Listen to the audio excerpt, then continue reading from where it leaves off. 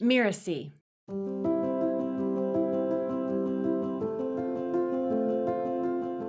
Because anybody that has anything great in life, you're going to be tested. You're going to be challenged. And when you are, you're going to have something deeper you pull from, something that's beyond just this immediate moment. And that only comes from what you know you have done to prepare for this moment. And that's what I call that dark work. Ever found yourself pondering how to shatter the self-imposed barriers holding your coaching clients back? And while you're at it, how about sculpting your own journey as a coach and entrepreneur, forging a mindset that thrives on growth and empowerment?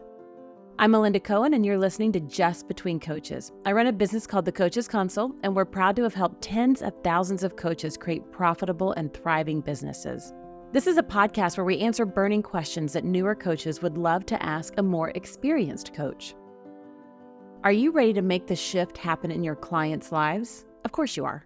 And today's guest is an expert in identity transformation, guiding his clients from working in the dark to triumphing in the light. So keep listening. We're deep diving into personal growth and transformation.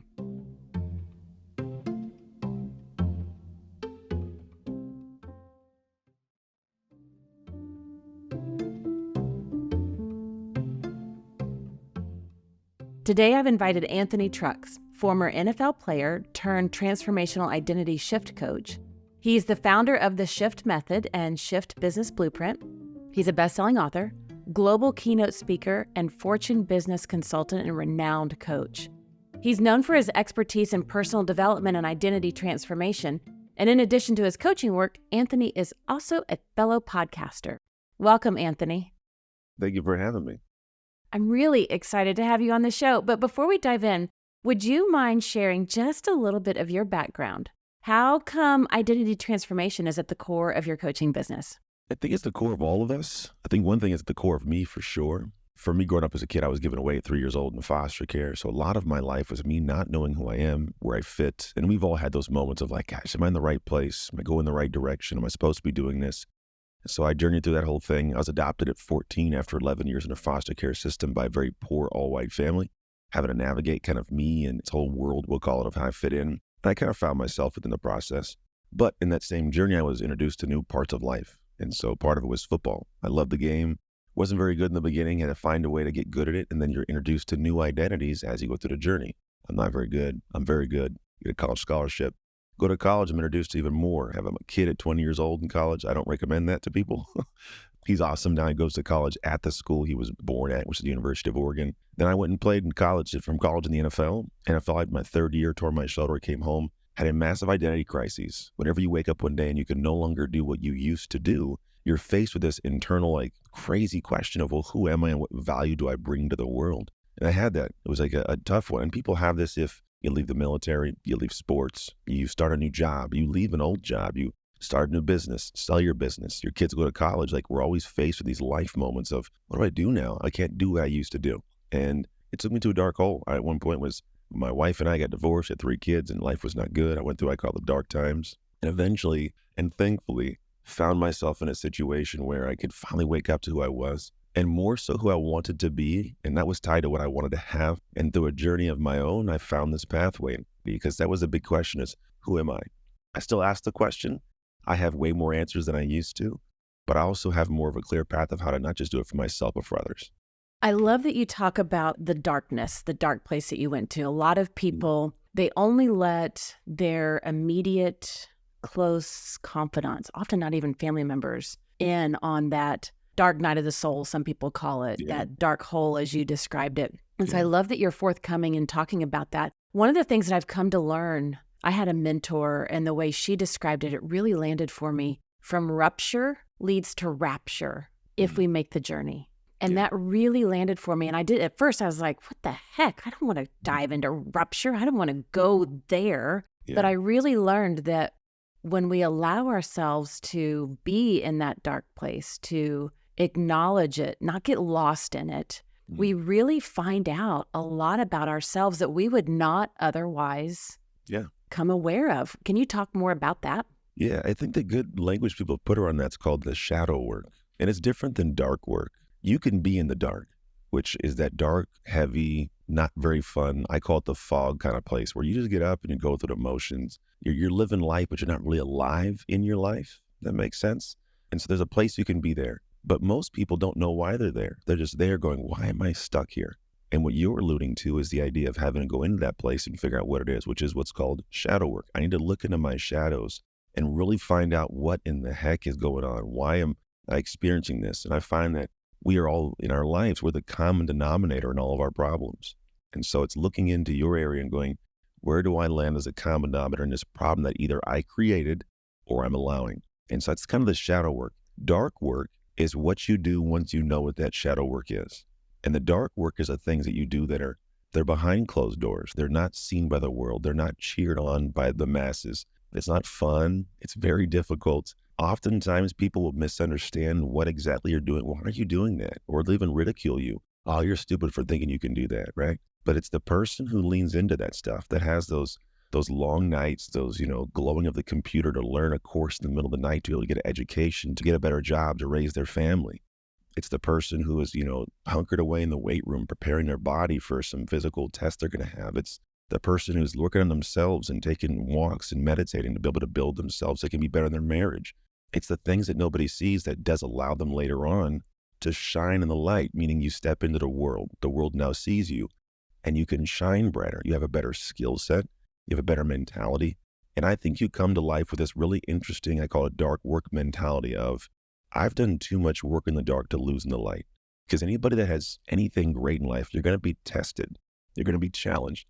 And when you are, you're going to have something deeper you pull from, something that's beyond just this immediate moment. And that only comes from what you know you have done to prepare for this moment. And that's what I call that dark work. Now that, I really want that to land, because that dark work mentality, I've done too much work in the dark to not let it come to the light. Is that how you described it? Yeah, too much work in the dark to lose in the light. To lose in the light. Yeah. I love that, because the nature of the journey of transformation and the work with a coach, it's messy. Oh, yeah.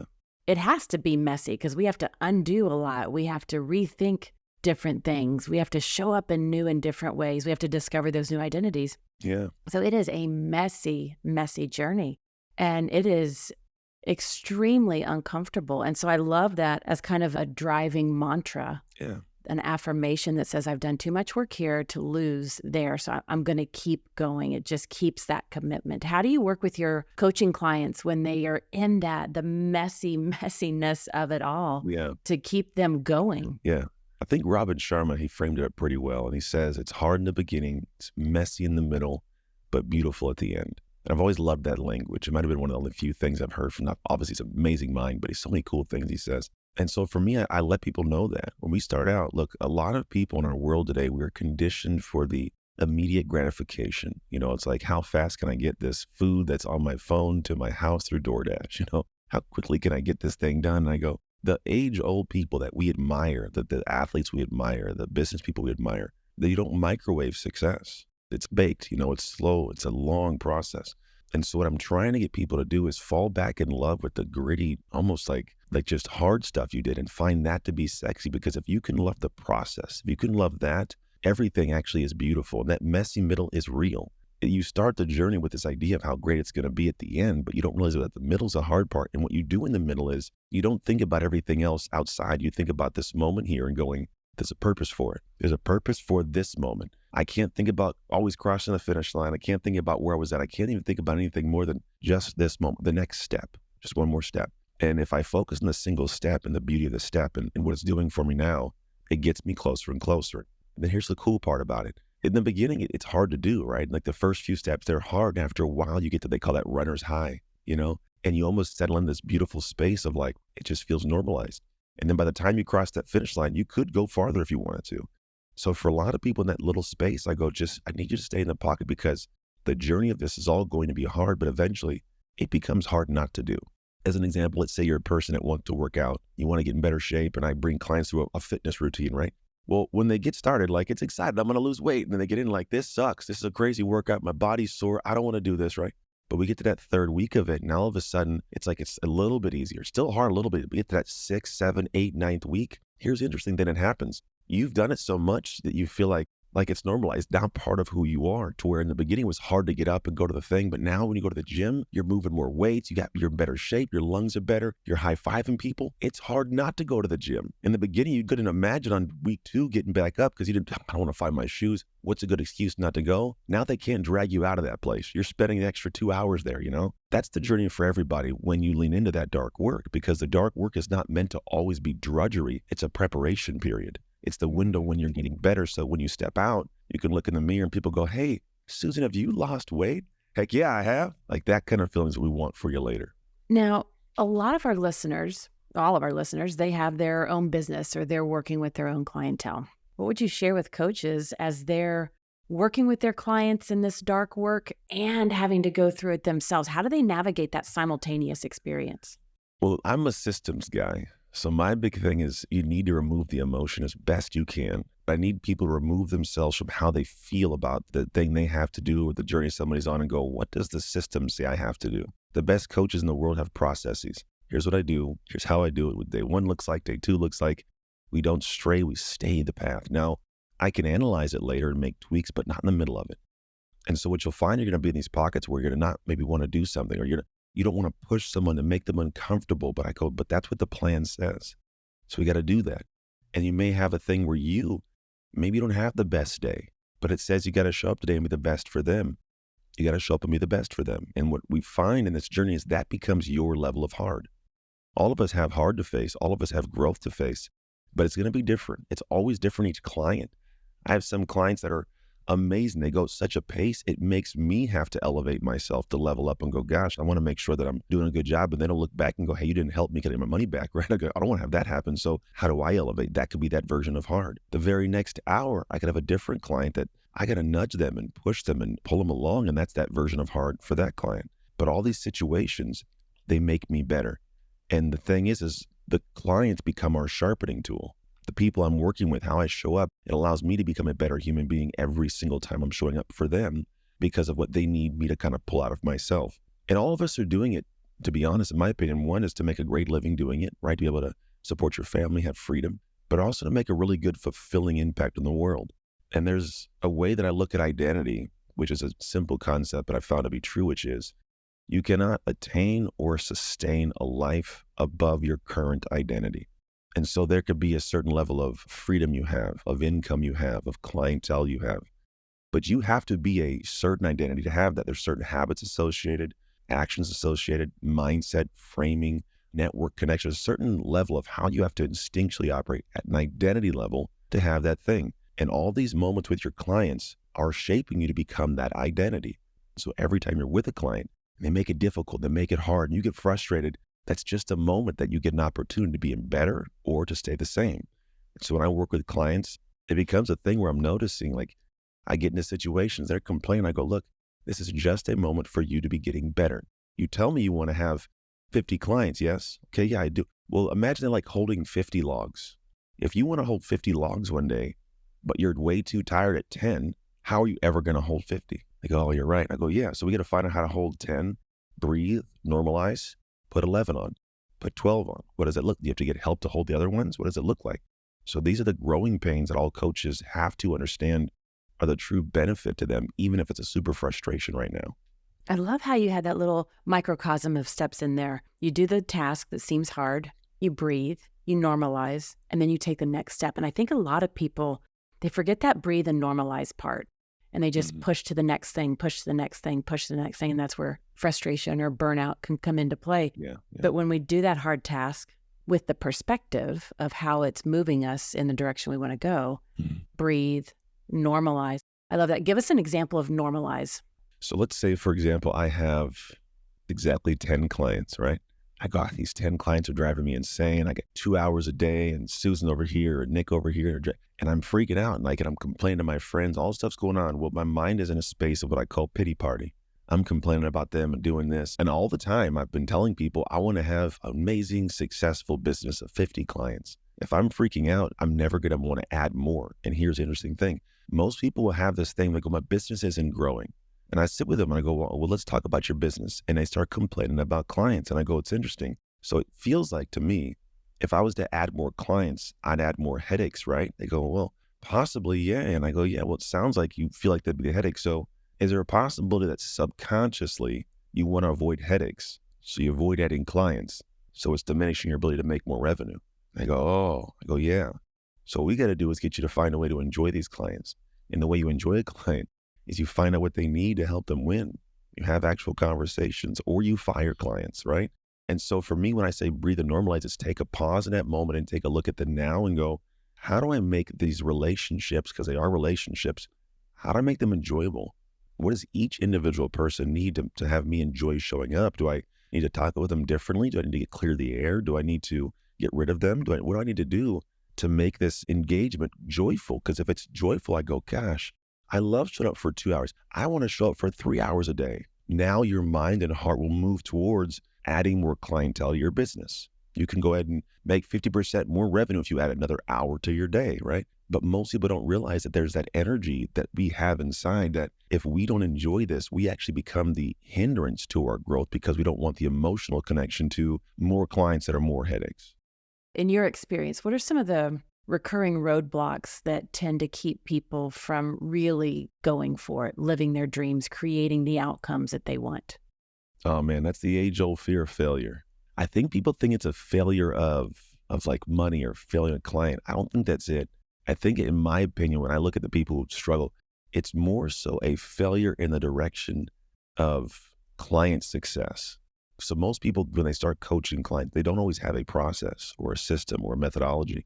And there's an actual fear of getting on the next call, a little bit of like, I don't know what's going to happen. I'm going to hop in and wing it. I hope I figure something out. And then I also think there's a time where a lot of people want to get in and do it full time, but they don't trust they're going to make full-time revenue. And I think that they don't think they're going to make full-time revenue because they don't have a system for the business, but also they don't know for sure that they'll do what it needs to be done to make it consistent. They get on feast or famine months. And so I had a client tell me one time, she goes, I want to start a daily podcast, but I'm not consistent like you, Anthony. Therefore, I don't think I'm ever going to start it. I go, it's interesting. So you think I started it because I was consistent? She goes, yeah. I go, no, I started it because I wanted to be more consistent. I built this thing to allow me to be shaped to it. So I promised myself a commitment and I held up to the commitment. So when I look at people that go, I want to build an amazing business, their fear typically is around creating consistent income. And it's not that you're not going to make it. It's that you may not believe that you will do what needs to be done to create the consistent income. Meaning, will you put yourself out and make the hard ass for marketing? Will you do the sales you have to do? Will you create the process? Will you scale and hire somebody else when needed? Because most people, there's a fear around delegation. These little nuances or pieces where when you start extrapolating, they go, I've never done that. It's going to be, I know you've never done it.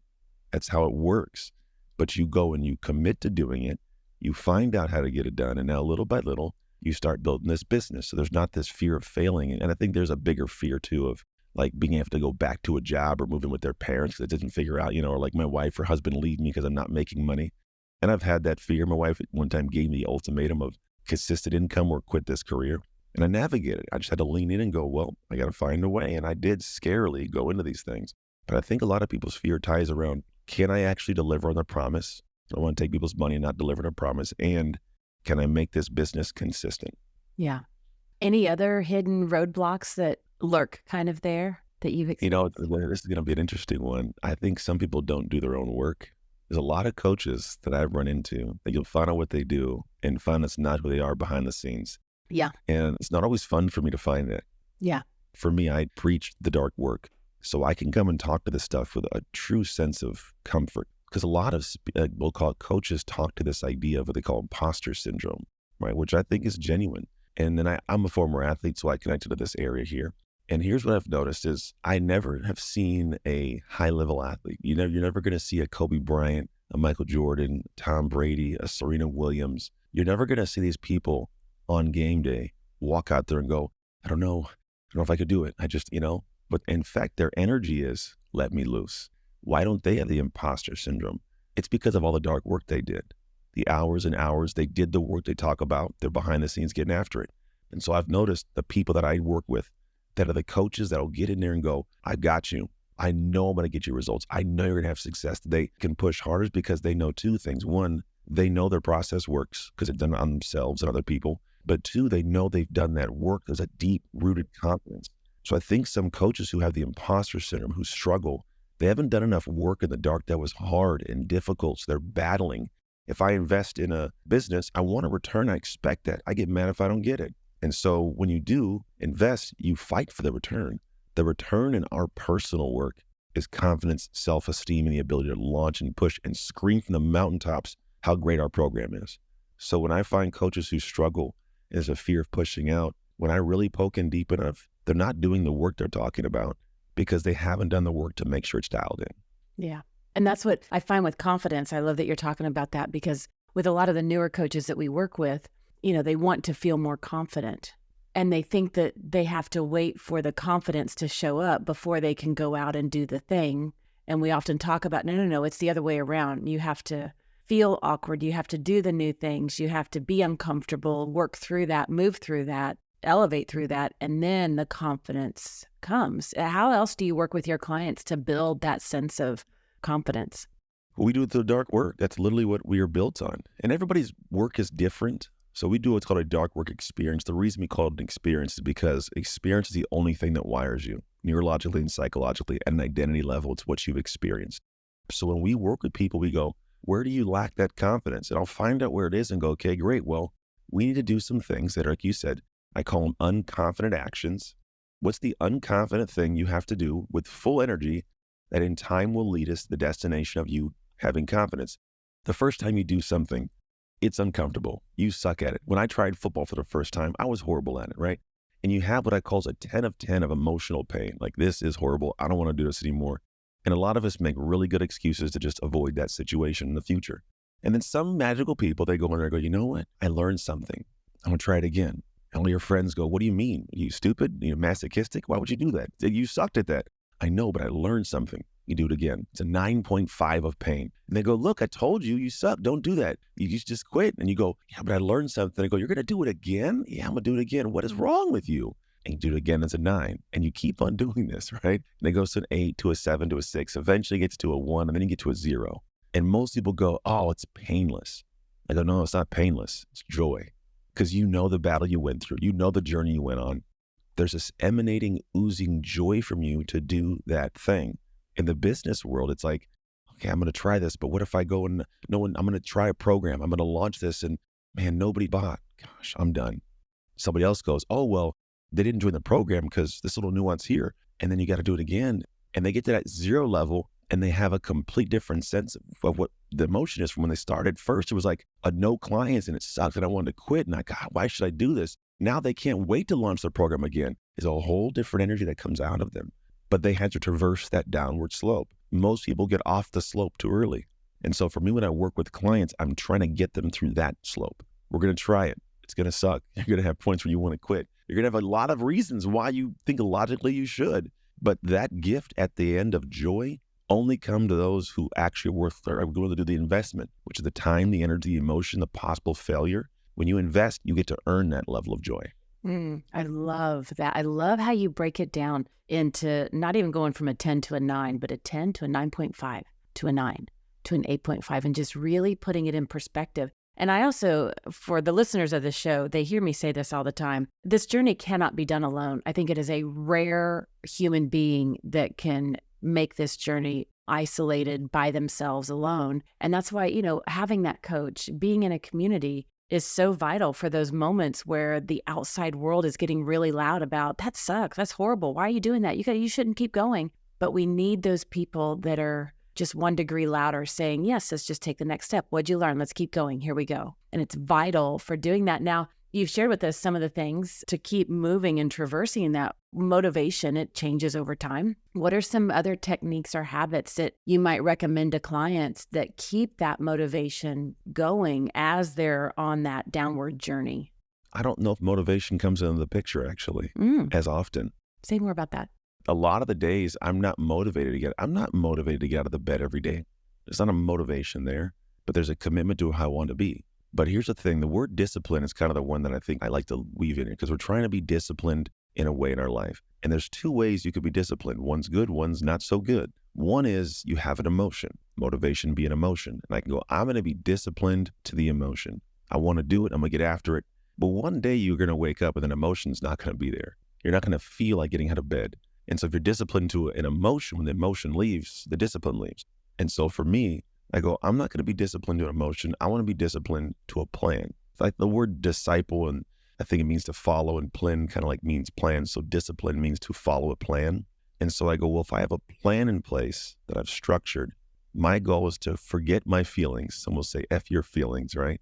And follow the plan. I think Kobe Bryant, he said it one time in a really kind of eloquent, simple way. He goes, I made a contract with myself and I will not break my contract. And so what he says is my contract, which essentially is the plan, this is what I'm going to do.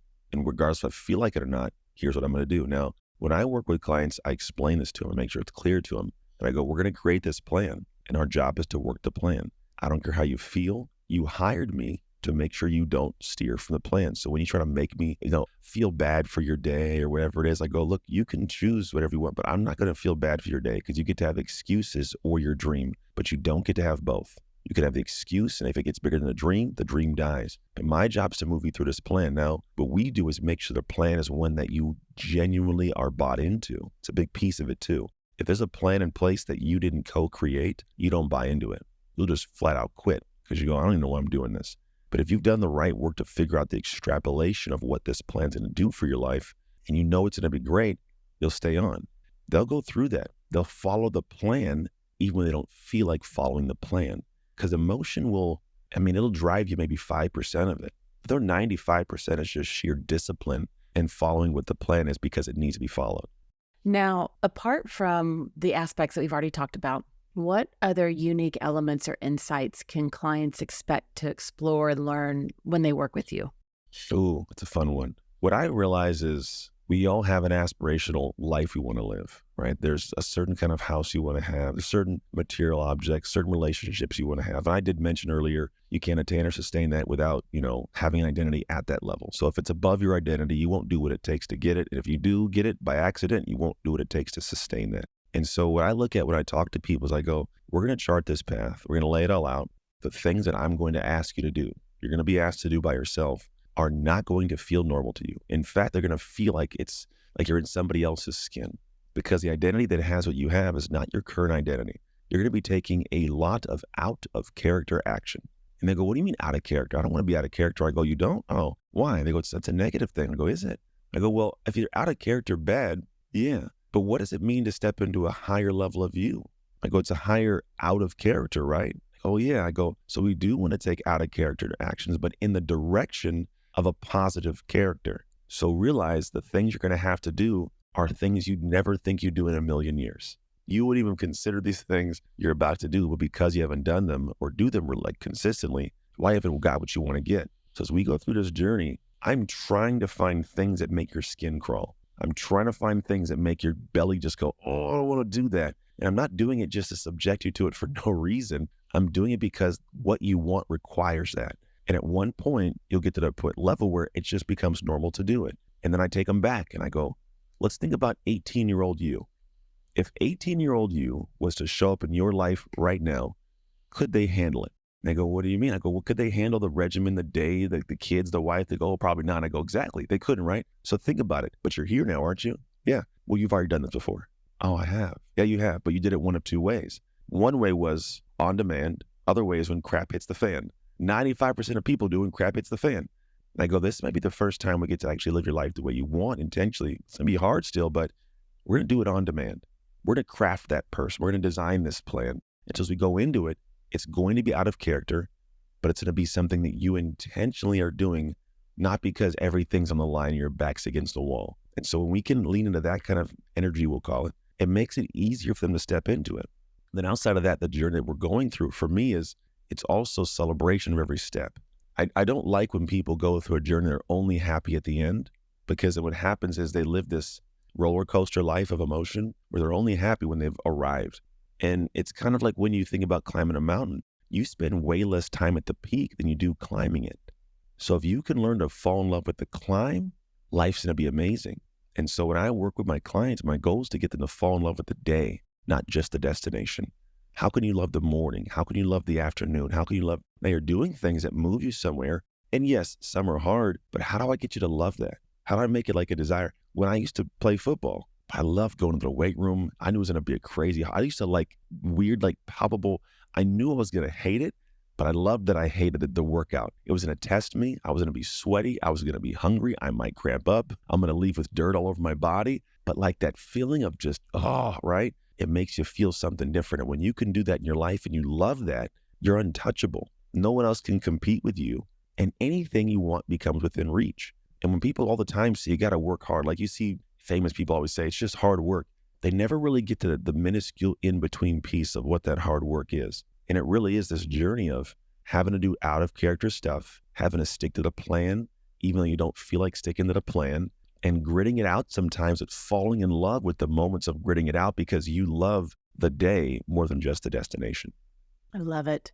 I want to summarize some of the things that we've talked about today. I know that you and I could probably spend days going into this topic. And some of the stuff that we've covered so far, we kicked off by, you gave us a great distinction between the dark work that we're talking about versus the shadow work. How do we navigate that? And really that's about the behind the scenes, the work that you do once you know what the shadow work is, but it's often done behind closed doors. People don't see that, but it's the day-to-day, the moment-to-moment actions that you take. We talked about how when we work with our clients, you broke it down. It's hard in the beginning, it's messy in the middle, and it's beautiful in the end. And as coaches, we have to constantly remind our clients where they are in the journey, what they're working towards. We talked about how we've got to prepare our clients for this in advance at the very beginning of working with them so that they know what the journey is going to be like. And our job is to focus on that single step, focus on this day. You talked about how, as the coach, if we're experiencing the dark work that we're doing in our own world and we're working with our clients, like we've got to remove the emotion. I really liked that. I'm a process and systems girl too. And so I loved it when you talked about going back to what's my process? What's the plan that I'm working with the client and focus on that? And as our clients and even ourselves hit those moments, the phrase that you gave that I really loved was, this is just a moment for you to get better. Are you going to take this moment and get better and keep going on that journey? You talked a lot about the identity and how to be of identity and to change our identity and to grow into that new identity, because you can't attain or sustain a life above your current identity. And we even got into doing that out of character stuff, the out of character good stuff that leads us to developing and building that new identity. And you really broke down, when it comes to creating that new level of identity, do that task at hand that feels hard or messy, breathe, normalize it, then take the next step. And I love how you really got into the nitty-gritty of the normalize, which is really just take a pause, look at the now, and how do I make this enjoyable? I think that is such a powerful question for ourselves, for us to ask our clients. We even got into some of the common roadblocks, the fear of failure. You broke that down for us. Fear of delegation, you kind of threw that one in there. And a lot of times it's because we don't do our own work. We have to walk the talk. It was one of the first things that my very first coach told me. She's like, you can never ask your clients to do something that you haven't done or aren't willing to do yourself. And that resonated and rung true. And so for the past 20 some years, I've been working with clients. That integrity piece is so vital. And I think there's a lot of coaches out there that are missing it. And I'm really glad that you brought that into the conversation. We even got into confidence, talking about those unconfident actions. I love how you reframed that to instead of it being uncomfortable, just the unconfident. And you gave us that downward path, although the downward is not bad, but we decrease that emotional pain. The opposite of pain is not painless, but it's that oozing joy and getting into that place. And you gave us an amazing distinction. When I brought up the topic of motivation, you're like, nope, it's not motivation. Commitment has to be there, and then discipline. And the discipline, the good kind of discipline, not being disciplined to the emotion, but being disciplined to a plan. And you really spoke a lot about how do we help our clients fall in love with the journey, fall in love with the day, and not just let it be about the destination. Oh my gosh, Anthony, do you have any more parting words for our audience? I think the thing that I would say is take one of the things I said and apply them. It's going to be very hard for you to put all these things in there, but find the one. And when you're trying to go, which one do I take? Take the one that your brain goes, I don't want to do that. Right? I heard a video recently by a guy named Inky Johnson. He says, greatness is on the other side of I don't want to do it. It's true. Whatever that thing is, there's a reason your brain connected to that specific thing, because it may not be something I would see the same. I may be like, I'll do that, but something else might be an I don't want to do it thing. But it's because we all have different things to do to be great. And so whatever your brain heard today and you go, I don't want to do that, and it just because the discomfort you feel with it, that's the entire reason you choose that thing. I love it. Thank you for listening to this episode of Just Between Coaches, and also a giant thank you to Anthony for this incredible conversation. You can find out more about him at anthonytrucks.com. That's anthonytrucks.com. In the show notes, you'll find links to his podcasts, Awe Shift Podcast and Shift Starter Daily Podcast, and other amazing resources that he has. Anthony, thank you so much for coming to the show. Welcome. Thank you for having me. I'm Melinda Cohan, and you've been listening to Just Between Coaches. Just Between Coaches is part of the Mirasee FM podcast network, which also includes such shows as Course Lab and Self-Awakened Lifestyle. Michi Lantz produced this episode. I wrote this episode together with her. Cynthia Lamb is our supervising producer, and Danny Innie is our executive producer. If you want to listen to upcoming and previous great episodes on Just Between Coaches, please follow us on Spotify, on Apple Podcasts, or wherever you might be listening right now. And if you like the show, please leave us a starred review. It's the best way to help us get these ideas to more people. Thank you, and see you next time.